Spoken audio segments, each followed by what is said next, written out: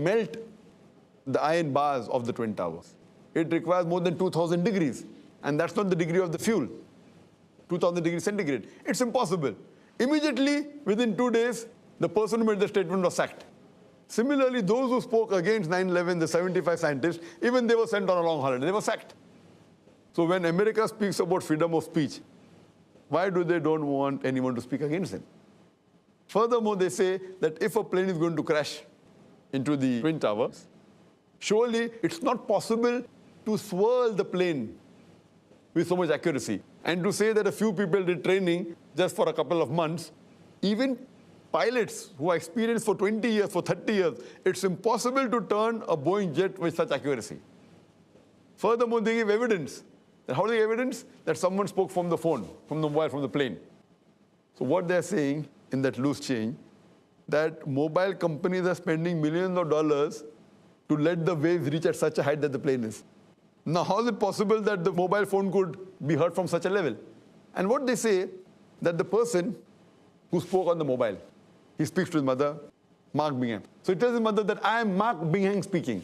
I am Mark Bingham speaking. Now, if I speak to my mother, I'll say I'm Zakir speaking. I'll say I'm Zakir Naik speaking.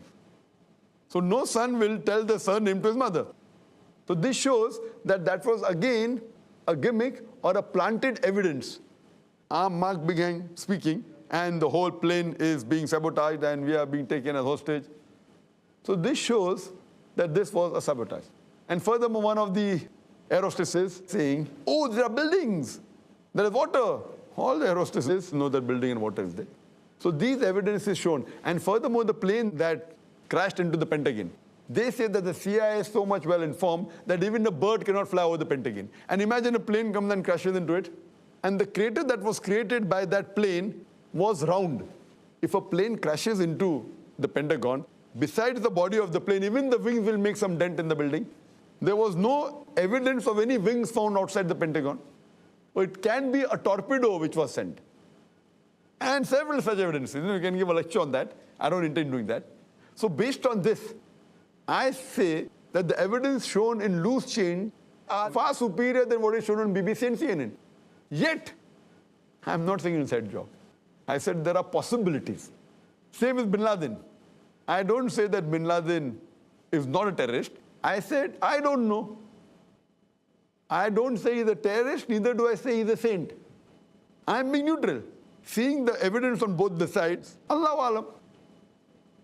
But the evidence shown on the other side is far superior, far more logical. 75 scientists speaking, they're non-Muslims, they're Americans. Why should they speak against the government? Why should they speak in favor of Muslims? Do you think somebody has bribed them? And here, these people, 75 scientists, they give a reason. Why are they blaming Afghanistan?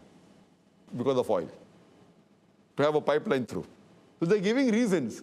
She says it's a conspiracy theory. I said all conspiracy theories are not conspiracy. It can either be a fact or a theory. So when she says such things, a conspiracy theory, which we have heard of it a lot, we have to hear it. And then let our intelligence judge which of the two is correct. If I have to give more weightage, I would give more weightage to the theory of inside job. Yet I'm calling it a theory, I'm calling it a fact. I'm saying it's a theory yet.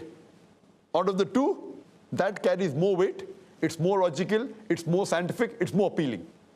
It exposes the media. But that wasn't given much of highlight because these media are being controlled by the governments. They're being controlled by vested interest people. So that is the reason I say that media can be very dangerous. And I've discussed in detail in my talk, Media and Islam, War or Peace. Hope that answers the question. And Jazakallah, Dr. Zakir.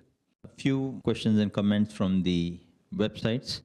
We have Roxana Parveen asking, as a world-renowned scholar, Dr. Zakir should have put certain conditions before the show. He has his own and best reputation among them. I think he's already answered that, but she says, further comment, without certain conditions, he could have just sent his son. Would have been the youngest, yet most knowledgeable and more than sufficient person alone. Inshallah. I think we take that as already answered.